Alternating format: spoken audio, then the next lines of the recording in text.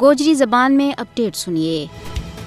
بابری مسجد کی شہادت نا 31 سال مکمل ہو گیا ہے جد انتہا پسند ہندوؤں نے ریاستی اداروں کی حمایت تے ایودھیا میں تاریخی بابری مسجد نا ملبہ کا ٹھیر کے بھی بٹا دیتا تھا۔ 6 دسمبر 1992 میں بی جے پی اور RSS کی قیادت میں ہندو یونینوں کے ہاتھوں بابری مسجد کی شہادت کا دردناک مناظر آج بھی دنیا پار کا مسلمانوں کا ذہنوں کے بچ اسی طرح تازہ ہے۔ 6 دسمبر 1992 میں بابری مسجد کی شہادت ہندو گڑنا کا جنون کا قابو دے باہر آن کو معاملہ کسی بھی صورت میں نہیں تھا، بلکہ ہندوتوا کا سرکردہ لیڈروں نے اس کی باقاعدہ طور پر منصوبہ بندی پہلے سے کر رکھی تھی۔ 9 نومبر 2019 میں بھارتی سپریم کورٹ نے ہندوؤں نے تاریخی بابری مسجد کی جگہ پر مندر بناؤن کی باقاعدہ اجازت دے گئے جانبداری کے پر مبنی تاریخ کو بدترین فیصلہ کیا تھا۔ بھارتی سپریم کورٹ نے بابری مسجد کیس میں انصاف کے بجائے ہندوتوا نظریہ نے ترجیح دی تھی۔